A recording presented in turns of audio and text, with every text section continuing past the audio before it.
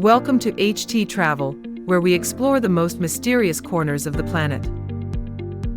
Imagine a place nestled in the middle of the Pacific Ocean, thousands of kilometers away from the nearest mainland, where the waves roar and mystery creeps in every wind. That is Nauru, the smallest island nation in the world, only 21 square kilometers, but contains stories that will make you believe. From the richest period thanks to a strange resource, to the harsh challenges that changed the fate of the island, Nauru is a blend of heaven and hell. In this video, we will take you on 6 journeys of discovery, revealing the secrets of Nauru's history, culture, and natural beauty. Are you ready? Click subscribe, turn on the notification bell, and join us in the world of this mysterious island. When you're done watching, comment on what shocked you the most. Let's get started. Nauru, also known as the Pleasant Isles by 18th century British sailors, is a tiny speck on the world map. At just 21 square kilometers, Nauru is smaller than a major international airport, making it the 3rd smallest country in the world, after the Vatican and Monaco. Its population of around 10,000 is crammed into a piece of land that you can walk around in a few hours. There is no official capital, but the Yarn district serves as the administrative center, housing the government and parliament. But don't expect a fancy city. Yarn is just a cluster of small houses, a few dusty streets, and a strangely peaceful atmosphere. The name Nauru comes from the indigenous language and means, "I go to the beach," reflecting the ocean-bound lifestyle of the ancient Micronesian and Polynesian people. For thousands of years, they lived in harmony with nature, fishing, growing coconuts, and singing songs to the sea. But Nauru's history has been anything but peaceful.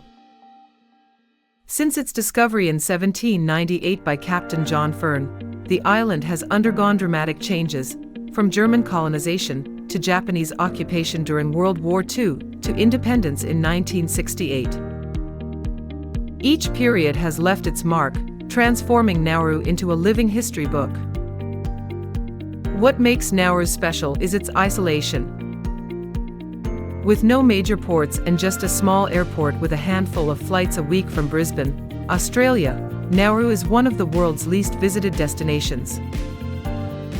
Only about 200 tourists a year dare to venture here, facing high visa fees, around $50 and a long journey. But those who do make it to Nauru discover a different world, a tight-knit community where people greet each other as family, and a unique culture that is unlike any other. Nauruans are known for their hospitality, offering you a fresh coconut and telling stories about their ancestors. Despite its small size, Nauru was once the center of world attention thanks to a strange resource that changed the fate of the island. It was not gold or diamonds, but something you could hardly imagine. Are you curious about what transformed Nauru from a poor fishing village to the richest country in the world? Comment on the gem and continue to follow to discover. Rewind to the 1970s, when Nauru was not just a small island but a symbol of opulence. At the time, Nauru had a per capita income of $176,000 a year, 3 times that of the United States, the most powerful country at the time. The secret to this wealth? Seagull guano. Yes, you heard right. For thousands of years, seabirds gathered on the island, leaving behind droppings that accumulated, forming phosphate deposits of precious, white gold, that was used as fertilizer for agriculture worldwide. Phosphate turned Nauru into a veritable gold mine. From the 1960s to the 1980s, the island exported millions of tons of phosphate, bringing in billions of dollars. Nauruans lived in unprecedented wealth, no taxes, free healthcare, education, and housing. Families owned luxury cars, traveled the world, and even chartered private jets to go shopping in Paris or Tokyo. The government built hotels, golf courses, and modern schools, turning Nauru into a mini Dubai in the middle of the Pacific. But the dream didn't last. Overexploitation of phosphate mining devastated Nauru's environment beyond repair. More than 80% of the island was excavated, leaving deep craters and vertical limestone pillars that gave the landscape a lunar appearance. By the 1990s, the phosphate mines had run dry, and Nauru's main source of income had disappeared. The economy collapsed, unemployment soared to 80%, and infrastructure fell into disrepair. Nauru went from being a wealthy nation to a poor one, with mounting debt and dependence on foreign aid. Nauru's story is a harrowing lesson in dependence on a single resource.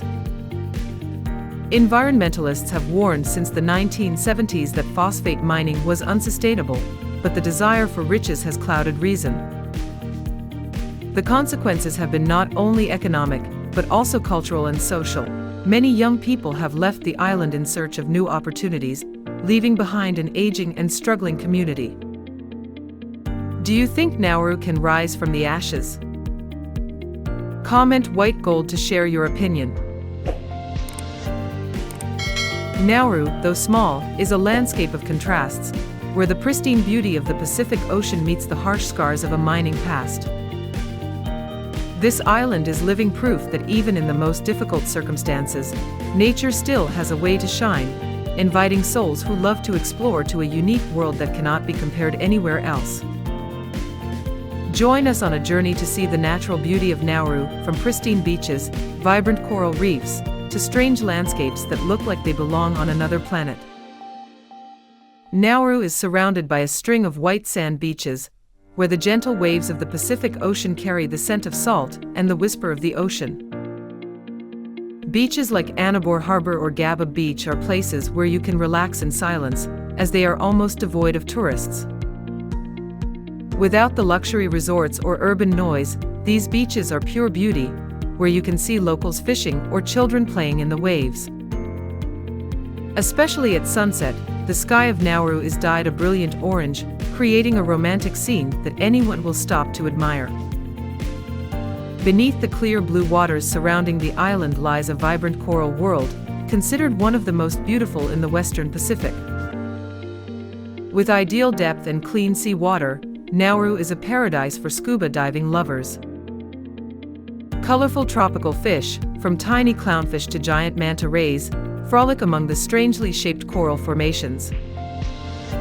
Some divers have even reported seeing giant sea turtles, swimming lazily like gentle giants of the ocean. Although there are not many professional diving companies, locals are willing to guide tourists to explore the underwater world for only about $20 to $30 Australian for a short dive. In the center of the island, Wada Lagoon is a hidden gem, a rare freshwater lake surrounded by lush coconut palms and tropical shrubs. The lake, known locally as the Green Heart of Nauru, is sacred to indigenous cultures, associated with legends of sea gods. The clear waters of the lake mirror the sky, creating a serene contrast to the aridity of much of the island. It is an ideal place to hike, take photos, or simply meditate, taking in the tranquility of a remote island. But Nauru's nature is more than just beauty. Over 80% of the island has been transformed by phosphate mining, creating a unique yet haunting landscape known as Moonland. Deep craters, towering limestone pillars, and barren land create a surreal picture, as if you're standing on an alien planet. Command Ridge, Nauru's highest point, is where you can take in the contrast: the deep blue ocean on one side, and the scars of its industrial past on the other. The area also holds World War II relics, such as Japanese forts and bunkers, adding another layer of history to the landscape.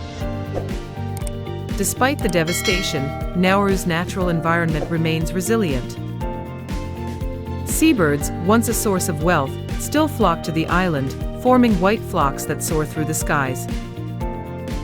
Some coastal areas have begun to be restored, with government and international-backed tree planting projects bringing back green. These efforts, however small, are testament to the indomitable spirit of both Nauru's people and its natural environment. Nauru's landscape is a reminder that beauty can exist even in deeply damaged places. It challenges visitors to look beyond the surface, to appreciate the resilience of a small island in a vast ocean. Would you like to visit Nauru's beaches or lakes one day? Comment on nature to share your feelings. Amidst hardship, the Nauruans have maintained a resilient spirit and a unique culture.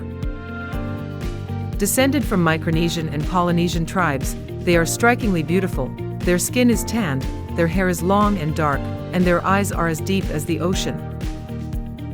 Nauruan culture is a blend of ancient traditions and influences from the German, Japanese, and British colonial periods, creating an unmistakable identity. One of the most unique traditions is the sport of aerial bird catching. Nauruan men use long ropes, skillfully tossing them into the air to catch passing seabirds. The birds are not harmed, but are kept as pets, carefully cared for in their homes.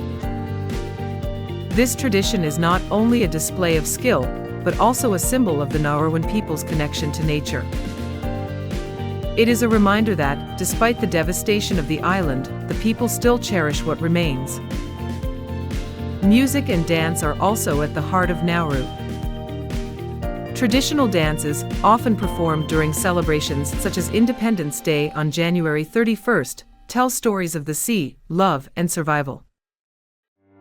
The sound of coconut drums and ancestral chants bring people together. Rugby is king here, with matches attracting hundreds of enthusiastic spectators despite the intense Pacific heat. Nauruans, especially women and young people, have a special curiosity about the outside world. On a small island where everyone knows each other, stories from visitors are a great source of inspiration. Many young people dream of exploring big cities, learning new cultures, and finding opportunities to escape economic hardship. Their hospitality makes any visitor feel at home. Would you like to chat with a Nauruan to hear their stories? Comment culture to share. Nauru is facing one of the world's most serious health crises, the highest obesity rate on the planet. More than 90% of the adult population is classified as overweight or obese, with men consuming an average of 7,500 calories a day, and women around 5,000 calories, double the global recommendation. As a result, more than 40% of the population suffers from type 2 diabetes, and heart disease, and high blood pressure are on the rise at an alarming rate. The root of this crisis is the economic collapse of the phosphate era. As incomes evaporated, Nauru became dependent on imported processed foods, such as canned meat, instant noodles, and soft drinks, cheap but nutritionally poor. The land was devastated by mining, making agriculture virtually non-existent, and importing fresh vegetables expensive.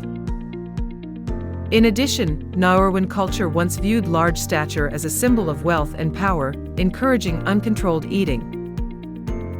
Nauru's health system, with just one small hospital and a handful of doctors, is struggling to keep up.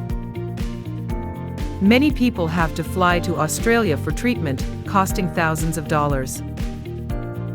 But Nauruans are not standing still. The government, with support from the WHO, has launched health education programs that encourage healthy eating and exercise. A popular activity is the Airport Walk, a 3-mile path around Nauru's airport that has become a place for people to exercise every afternoon. Schools have also started teaching children about nutrition, hoping to change habits from the next generation. The fight is not easy, especially when imported food is still cheaper and more accessible. But the resilience of the Nauruan spirit that has helped them overcome many difficulties is a great source of hope. Do you think Nauru can change its health fate? Comment health to share your opinion. Dare to be one of the few to set foot in the world's least visited country. Nauru isn't easy to get to, but that difficulty makes it worth the trip. To get to Nauru, you'll need to fly via Brisbane, Australia, on Nauru Airlines, the only airline that serves the island, with just a few flights per week. Return tickets from Brisbane cost between $500 to $800, and the journey takes around 4 hours, taking you across endless ocean. Nauru uses the Australian dollar, AUD, as its currency, and English is the common language alongside the native Nauruan language, making communication easy. Be prepared with cash, though, as credit cards are rarely accepted outside of the larger hotels like the Menon Hotel, where a night stay will cost around $120 to $150. Eating out in Nauru isn't cheap due to reliance on imported goods. A simple meal like rice with fish can cost $10 to $15, and a bottle of beer around $7. A visa to enter Nauru costs $50 and is issued at the airport for citizens of many countries, including the US and EU. However, you should check in advance as regulations may change. Getting around the island is easy thanks to its small size.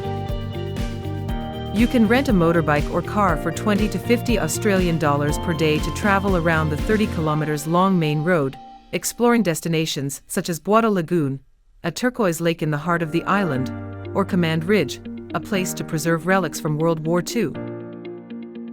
What Nauru lacks in modern amenities, it makes up for in natural beauty and the sincerity of its people. You can scuba dive to see the colorful coral reefs, fish with local fishermen, or join a traditional festival if you visit at the right time.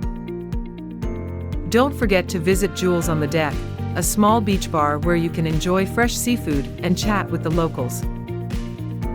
Nauru is not a destination for those seeking luxury, but for those who crave the untouched and untold stories. Are you planning a trip to Nauru? Comment, explore, and tell us what you will do when you visit this island. Thank you for joining httravel to explore Nauru, a small island with great stories. From the golden age of phosphate, to the pristine natural beauty, to the resilient spirit of its people, Nauru is proof that even the smallest places can tell big stories. What impressed you the most? Comment on the section name like nature or health and share your feelings. If you want to know more about how to get to Nauru, costs, or other secrets, comment, ask more for us to answer. Don't forget to like and subscribe so you don't miss out on the next journeys. See you in another strange corner of the world.